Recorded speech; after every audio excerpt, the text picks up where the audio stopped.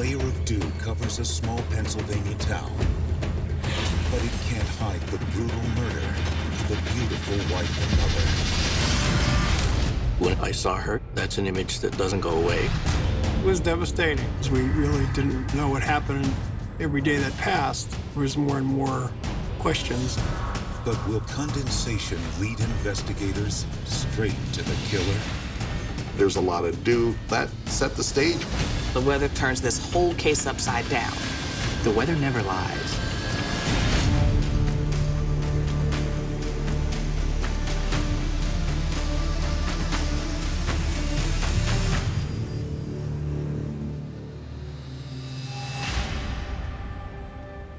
Wilkes-Barre, Pennsylvania. Summer in the sleepy town of 40,000 is nothing short of idyllic. Talking about kind of eastern, northeastern Pennsylvania, they get big heat waves in the summertime, and then temperatures cool down pretty quickly at night. Not to mention the humidity in the air, dew starts to form, covering everything.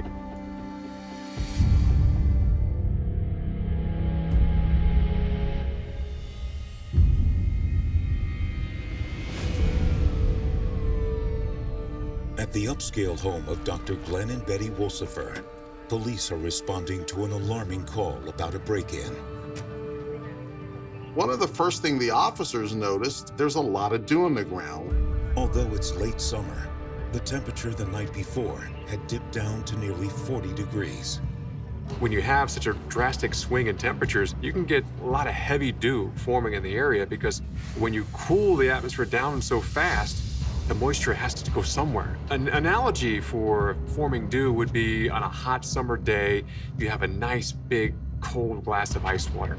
You sit it outside on your deck, and in a matter of seconds, the glass starts to sweat. That's basically atmospheric moisture being condensed on that glass. In the atmosphere, it's called dew. Police are met by the man who placed the call, Neil Wolsifer, neighbor and brother to 33-year-old Glenn.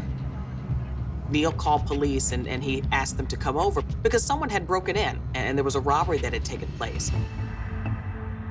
As police enter, they suspect it will be similar to a series of home invasion robberies that have been plaguing the area.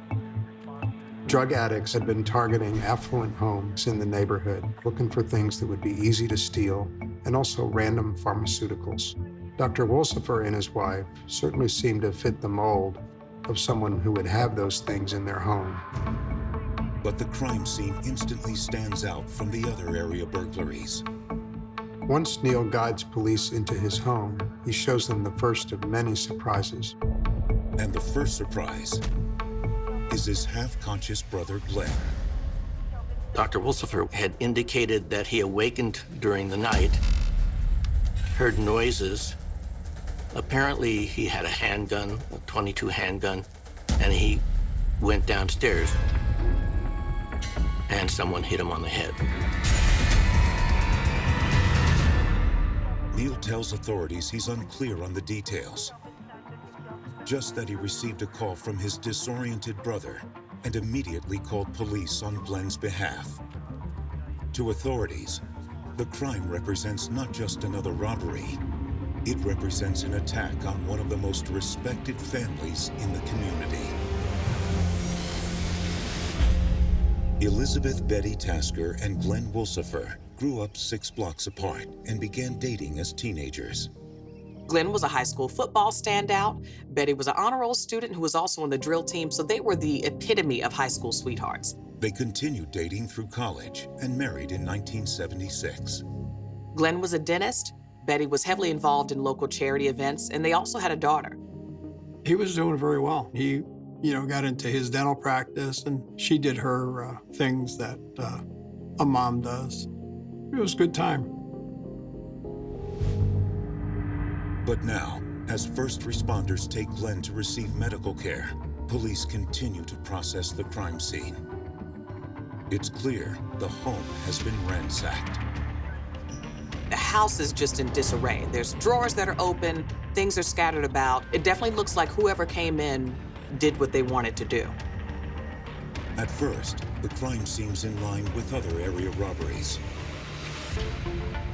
But it's not until they head upstairs that they realize they've responded to something far more sinister. Lying on the floor between the bed and the wall is Betty Wilsifer's lifeless body. She appears to have been beaten, possibly strangled. It's a feeling that's very difficult to describe to when you see a body laying on a floor somewhere. I remember she was not a very large woman. Knowing that the couple had a 5-year-old daughter, an officer checks the second bedroom.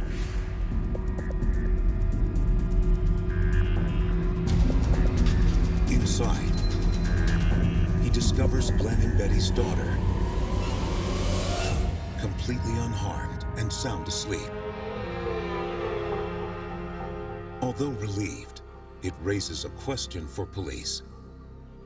If that had happened in your house, you had been attacked, wouldn't you think you'd be going upstairs looking for your wife and your daughter? Police figure Glenn's condition has left him too disoriented to process everything normally or care for his daughter. I believe that Neil may have taken his daughter and left the house.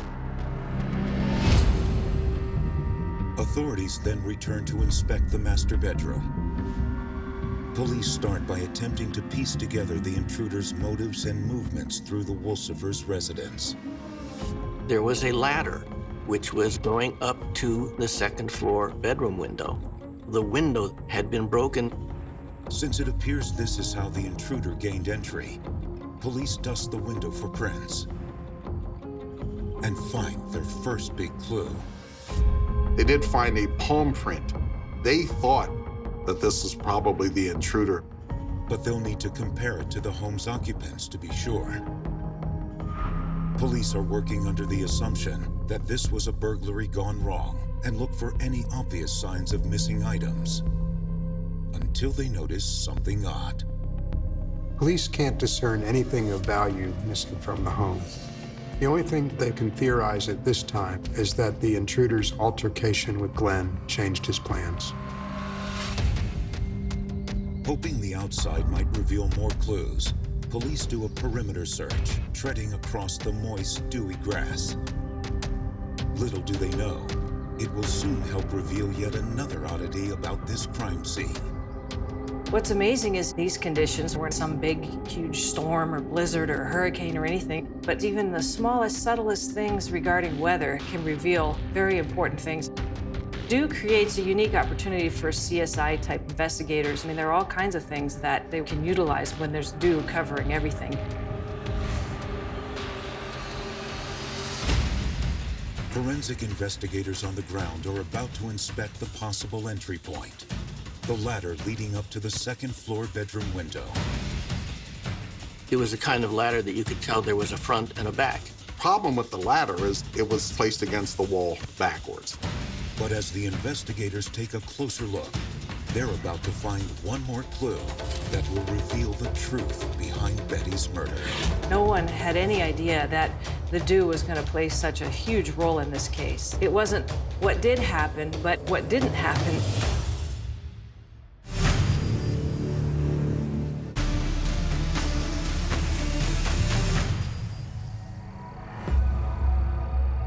Dew is like nature's recording camera. If someone walks through an area, you'll see footprints. Or if someone hasn't walked through an area, it's going to show what happened or didn't happen.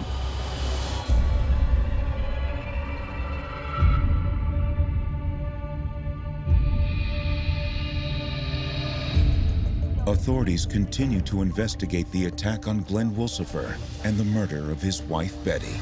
And everything is coated in dew. That includes the ladder propped backwards against the house. Investigators are trained to kind of look for the out of the ordinary. You have dew covering everything. It just doesn't add up. You have no wet footprints. This dew has not been disturbed. There's no sign that anyone touched the ladder. There's nothing. But it's not the only thing that stands out to investigators. The ground was very wet, soft. The ladder was sitting on top of the ground. Well, it didn't make sense because if any person, an adult, got on the ladder, it would have gone down into the ground. It was not in the ground. There is only one conclusion police can come to.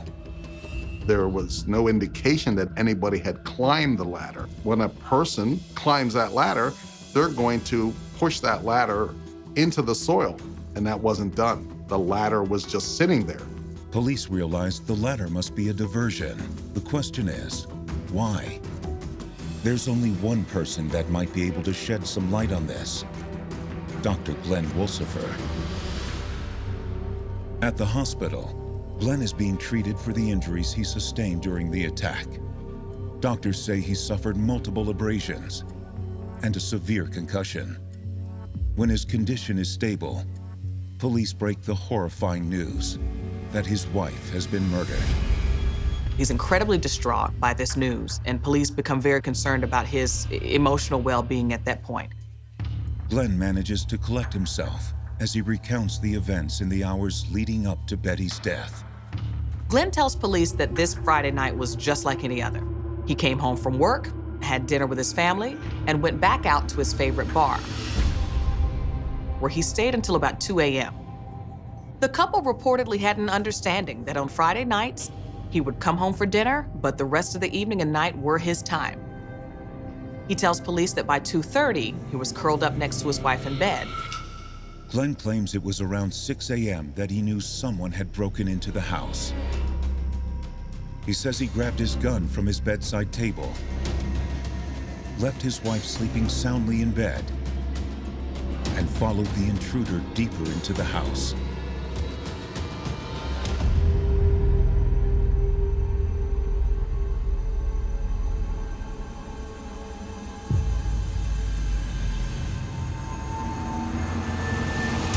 Glenn says he remembers being grabbed from behind on his neck with either a belt or a rope, and after that, he was hit over the head and knocked unconscious.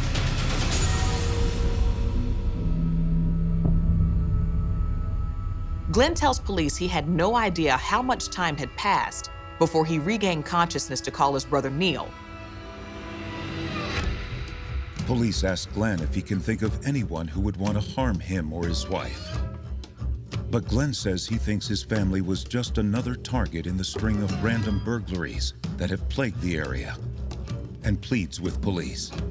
You guys gotta crack down on this and find out who killed my wife. You guys gotta take care of it. Well, he's a dentist. People might think he has drugs in his house, and maybe that's the reason for this crime. But if that's the case, then why kill Betty? Police are still left with more questions than answers. And Betty's family is devastated. My uncle, he had told me what had happened, that Betty was murdered. We were just, of course, totally in shock. You just wonder why. As the days pass, police recruit forensic specialists to pore over the evidence, hoping to find a solid lead. When the autopsy report arrives, they learn Betty did in fact die of strangulation, but not before putting up a fight with her killer. She has blood and even hair evidence under her fingernails, fibers from the shirt that would be consistent with somebody using their fingernails to scratch it. A defensive move. Today, of course, DNA is like the #1 thing, but back in 1986, that wasn't possible at all. They did their best with the tools that they had at that time. But her time of death is strange. It doesn't match what Glenn told police. The autopsy shows that Betty was likely killed between 2:30 and 4:30 a.m. Glenn said he heard an intruder around 6 a.m., more than an hour and a half later than the time of death. But there may be a simple explanation. The doctor kept a fan on in the bedroom. That helped him sleep at night. Temperature and time of death are related. The fan running will cool things down a little bit and make it more difficult for one to determine the time of death. But still, something else sticks out. Missing from both her body and her clothing is any trace of blood. So it appears that whoever her attacker was not only washed her body, but they even changed her night clothes. This points to an attack that's more personal. A typical burglar wouldn't go to such lengths to cover up their crime. Police are starting to put two and two together that perhaps Glenn knows more about this murder than he's leading on. But it's difficult for them to imagine that Dr. Glenn Wolsifer could be capable of killing his own wife, especially with no history of violence and no discernible motive. And when the palm print found on the windowsill comes back, it backs up Glenn's account. The palm print was not consistent with the people who should be in that room. It was not the dentist's palm print. It was not his wife's palm print. It was not his child's palm print. Unfortunately, the prints don't match any criminals in their database either, so investigators still have much more work ahead of them. The answer just may be hidden in those tiny drops of dew.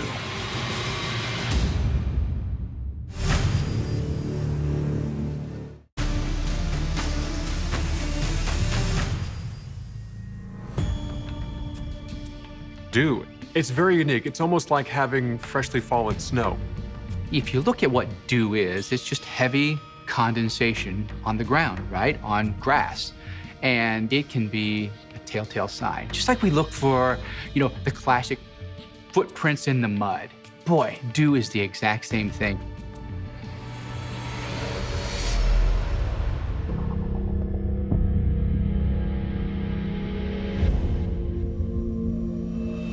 After Betty Wolsifer was found beaten and strangled in her bedroom, and her husband Glenn assaulted, police still don't have any solid leads, and her family is frustrated.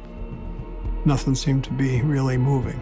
It was just a difficult situation.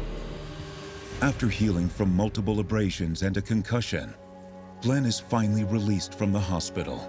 He continues to live in the house with his young daughter, while he returns to his dental practice.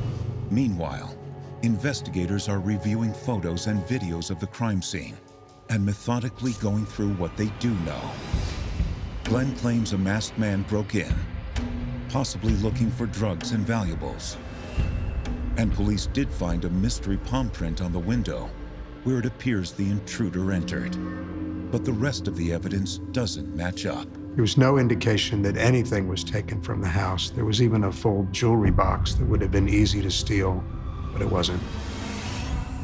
They noticed that the ladder propped against the house was actually propped backwards. Everything outside was covered in dew, yet there were no dewy footprints on the ladder or any evidence that someone even used the ladder. The dew forming on the grass, that's enough to put a little bit of indentation in the ground from the weight of someone climbing up a ladder, and that wasn't even there. And further review of the crime scene video reveals another inconsistency. The dentist claimed that someone had broken into a window where that ladder was placed up against the house, but the evidence showed that that window was broken from the inside. To police, the crime scene looked staged, and to add more credence to their theory, despite a brutal struggle, Betty Wolsifer's strangled body and clothes are discovered free of blood. And then there's the action that started it all. Instead of calling police, Glenn chose to first call his brother Neil. We thought that was very suspicious that Glenn would have called his brother before he called the police or an ambulance, especially since his wife was upstairs and of course that his daughter was there. So investigators take an even closer look at the crime scene photos and notice something interesting. The dew that should be everywhere isn't. On the night of the murder, both Betty and Glenn's cars were parked in the couple's driveway. Betty's car is covered in a clear, visible layer of dew. But on Glenn's car, there's none. He was supposed to have been home at this point, 5 hours or so? That's plenty of time for his car to cool down and have that air condense out the water vapor and form some type of dew on it, but the investigators didn't see any. Police decide to bring in a forensic meteorologist with the FBI to help. His job is to determine if it's possible or not for Glenn's timeline to match up with the lack of dew on his car. So when you look at all the data, it shows that at 11 p.m., that's when the air temperature would have cooled down to the dew point temperature. That means that's when the dew was starting to form. And it would have formed pretty quickly, which means even if Glenn had returned home at 2:30 a.m., his car would have had the same amount of dew as his wife's. One key thing here is the cars. Now, as an investigator, I think, okay, one doesn't look like the other. What does that mean? Maybe it's something you really need to take note of. the heat of the engine heats up the metal surrounding the car, you're not going to have dew form until that metal cools down below the dew point. Police still believe there's more to the night of the attack that Glenn isn't sharing. As the evidence unfolds, investigators believe the key to the entire case is Glenn's brother, Neil. Neil was obviously at the scene, and he was questioned. Attempts were made to talk to him several times.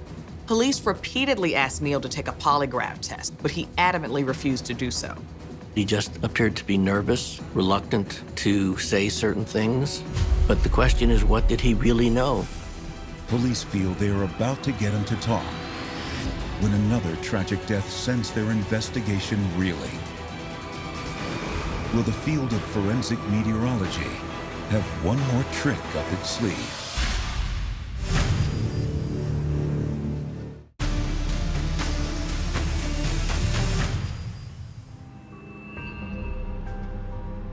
As the hot August Pennsylvania days give way to a crisp fall, there's still been no arrest after Betty Wolsifer was found viciously strangled to death in her upstairs bedroom.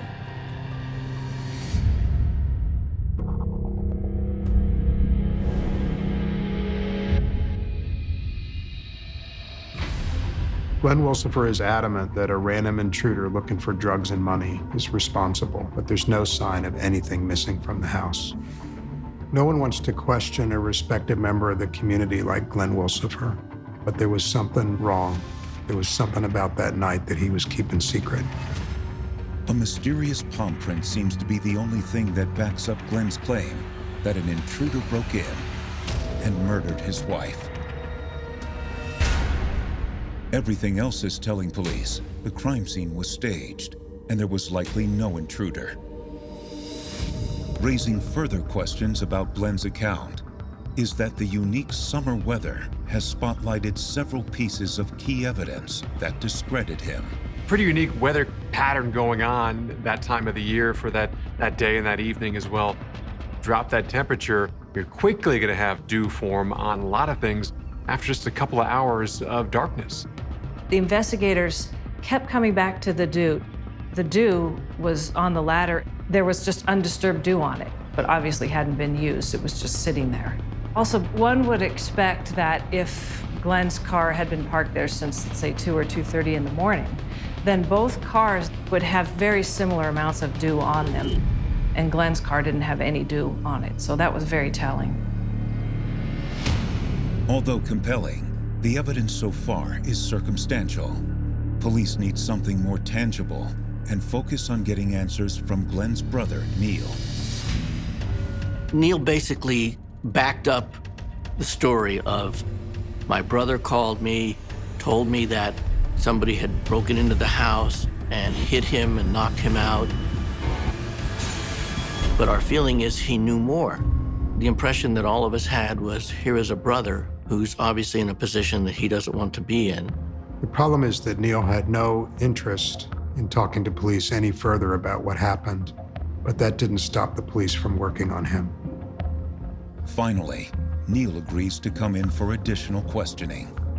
Ultimately, it came down to explaining to Neil that the only way he was going to clear his brother's name was to come down and tell investigators more.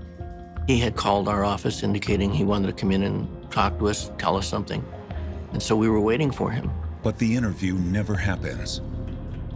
A phone call came in that he had been in an accident. Neil was driving and he just veered in front of a cement truck. And he was killed. And the incident is not the result of bad weather conditions. His brother runs into a truck, and the coroner ruled it as a suicide. The tragedy leaves police wondering more than ever. Did Neil want to hide all the facts from the night of the murder from police? Looking at the relationship between the two brothers, it was obvious that Neil would do anything that Glenn asked him to. And when the pressure from police increased, Neil may have decided to commit suicide rather than betray his brother's trust.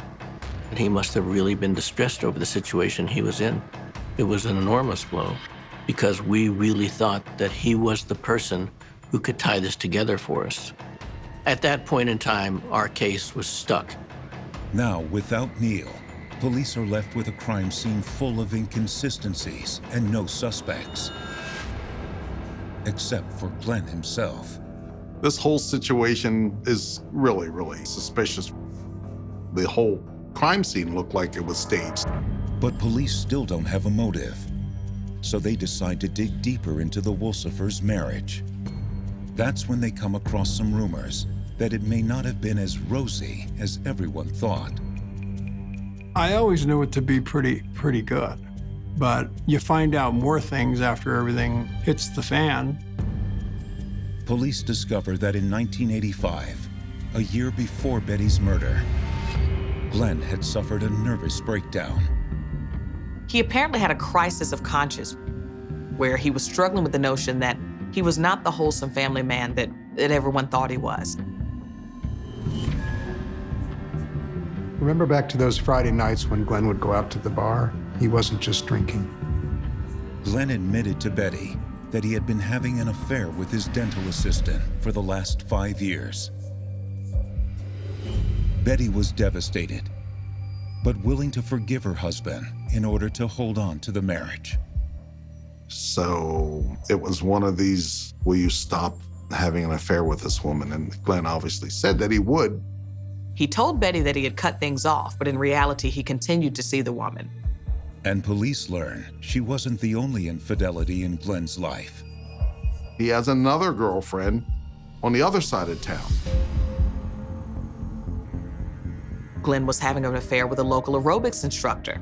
Clearly, having relationships with other women provides motive, and it makes you look at the case a little differently.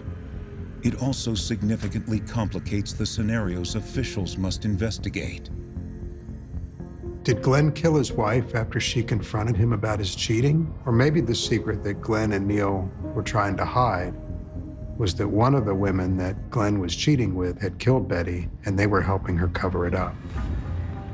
Police decide it's time to visit the other women in Glenn's life. Investigators question Glenn's dental assistant first, and she freely admits to the multi-year affair.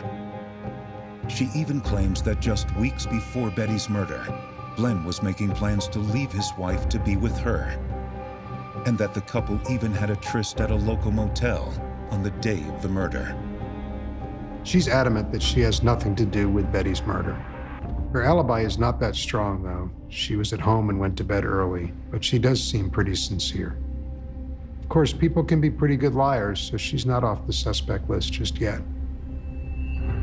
Next, police speak with the aerobics instructor. She too admits to having a long-term affair with the handsome dentist, and also meeting up with him the night of Betty's murder.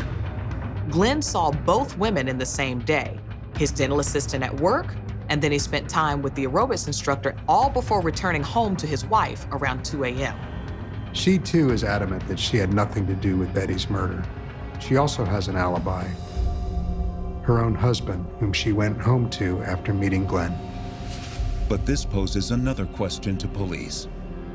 Could her husband have found out about her affair with Glenn and had something to do with this?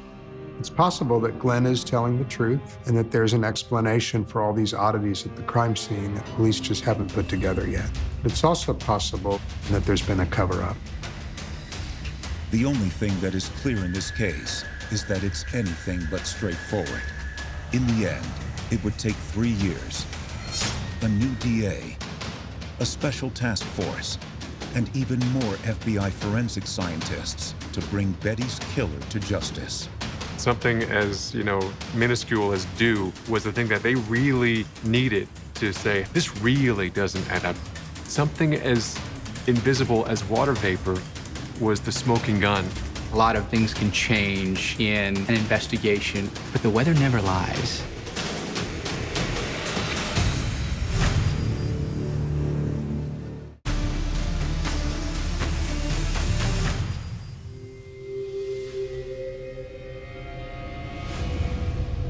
The night of the crime, there was a clear, cold, calm night. It's a perfect scenario for the formation of dew.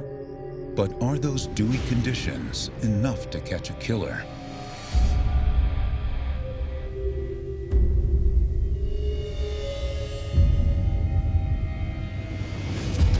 As police remain steadfast in their search for Betty Wolsifer's killer, her husband Glenn continues to blame his wife's death on an early morning intruder, possibly in search of money and drugs. But the weather tells a different story. In terms of the Betty Wolsifer murder, it kept coming back to the dew, and that's what solved the crime, because the investigators kept coming back to it, looking at it, and they couldn't ignore it. The only other person at the scene of the crime was Glenn's brother, Neil, who seemingly committed suicide on his way to talk with police. I've never seen an investigation where your prime witness appears to kill himself right before he's supposed to be interviewed by the police. I don't think he could live with himself. Glenn's extramarital affairs have also raised the interest of investigators. The night of the murder, Glenn had seen both of his mistresses in the same day.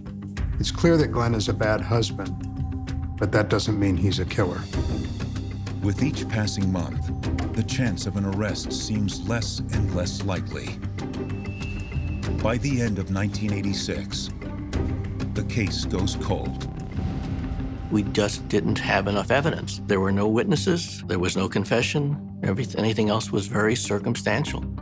Fortunately, justice, like the weather, keeps going. Murder is a crime that doesn't have a statute of limitations. No matter how far down the road you go, you can always bring the charges.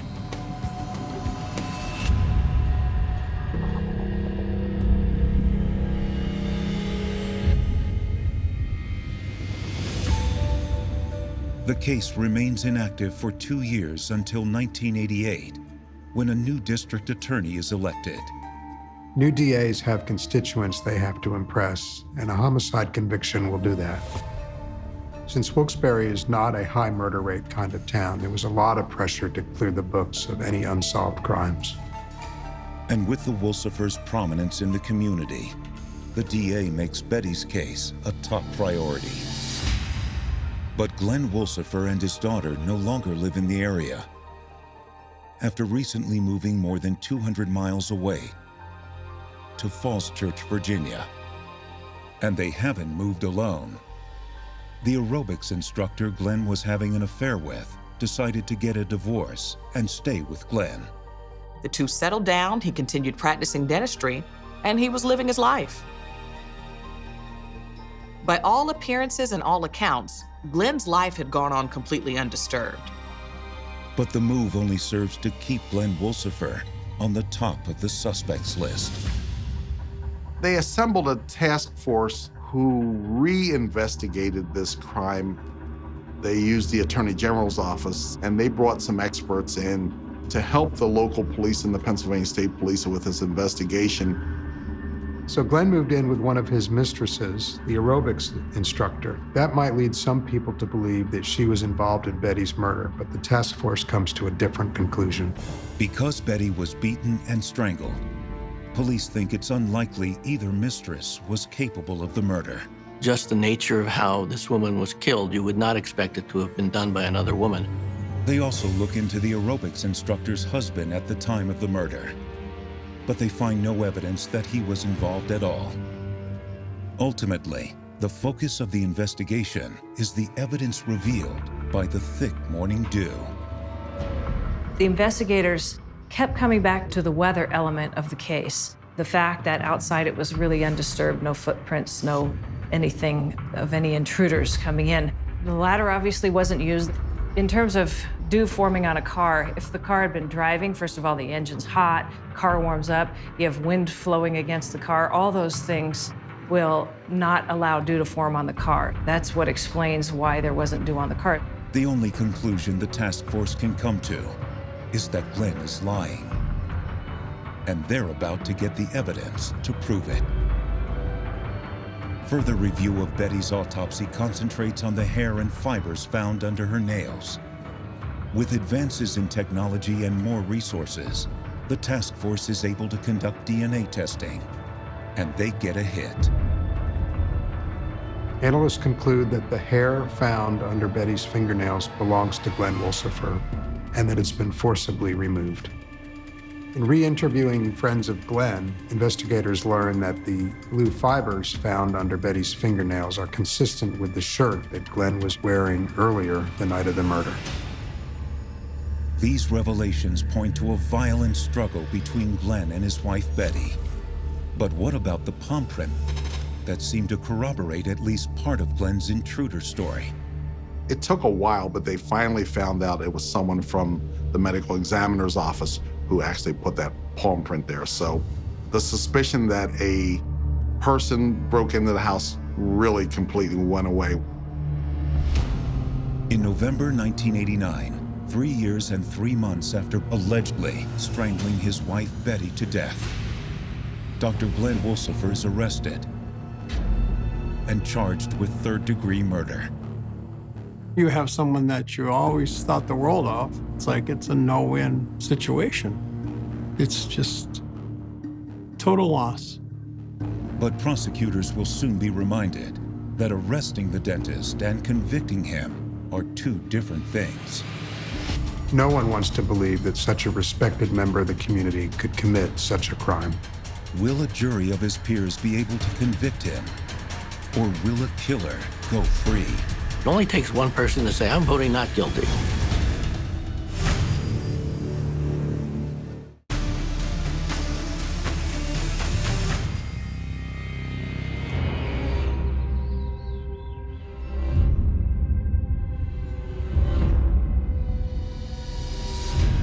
It's taken more than 4 years, but the trial against Dr. Glenn Wolsifer for murdering his 32-year-old wife Betty is set to begin. And it's mainly as a result of the evidence collected from the weather. It was the fact that it was this atmospheric phenomenon, dew. That was what really clinched it and solved the crime for the investigators, was how dew played a role in the case. You know, this is typical of when people are educated and they think they're smarter than the police. I'll be able to do this. I'll break this window. I'll position the body here. I'll be able to beat them at this crime. Despite the overwhelming evidence against him, Glenn pleads not guilty. The defense sticks by Glenn's original account that there was an intruder that night who broke into the home, attacked him, and murdered his wife. The prosecution argues a different theory. Prosecutors at the trial speculate that Glenn Wolsifer had long ago wanted to leave his wife and didn't do it. He was living a playboy lifestyle. He had at least 2 mistresses at the time of Betty's death, and he wanted out of the marriage. The prosecution then lays out the timeline of events as they believe them to have occurred. On Friday, August 30th, 1986, Glenn spent time with both of his mistresses. Like most typical Fridays, he returned home to his wife at roughly 2 a.m. But this night was different. Prosecutors say that Betty waited up for Glenn until he got home. The speculation is that she finally confronted him that night. She was well aware he was seeing other women, and she basically had it. She confronted him, and then it became physical, and he just lost it. Betty fought for her life, digging her nails into him as Glenn strangled her to death. Afterward, realizing what he had done, Glenn tried to save himself by manipulating the crime scene. He washed his wife's body and changed her clothes to get rid of any DNA evidence. Then he broke a window from inside the second-floor bedroom and quickly placed a ladder to the roof, not realizing it was backwards. He also didn't take the weather into consideration, and the fact that no dewy footprints would be found on the ladder, proving that no one climbed it. And when you do have dew forming overnight, it makes the soil very moist. So not only would it show footprints, the ladder or anything would sink into it because it's very squishy of being moist. but he never thought about the do, because it's one of these elements that we constantly deal with, but don't really think about. Glenn then drove to dump his wife's original clothing and didn't return home for several hours. The car had been in motion and was warm, so no dew could form on it. Prosecutors speculate that Glenn then recruited the help of his brother Neil to help set the fake crime scene and to inflict injury upon Glenn to make it look like an intruder had broken in and attacked him and his wife. You would have to wonder, this had to get on Dennis' conscience, the fact that his brother Neil is now dead because he couldn't tell the police. After a 2-week trial, jurors take less than 6 hours to find Glenn Wolsifer guilty. There was satisfaction that justice prevailed and my sister got some kind of due process. The bruise is still there. It never will go away, the scar. Glenn is sentenced to 22 years in prison. The sadness here is that people believed in him as a good man. This is a guy who's living a life that on the outside is one, on the inside is another. And he was a dangerous man. In the murder case of Betty Wolsifer, weather played an integral part in preventing a killer from going free. Time and time again, weather turns out to be such an invaluable resource in solving crimes. It was all pieced together because of dew. Those tiny drops of water made all the difference in bringing her killer husband to justice. It's one of these elements that we constantly deal with, but we really have no control over.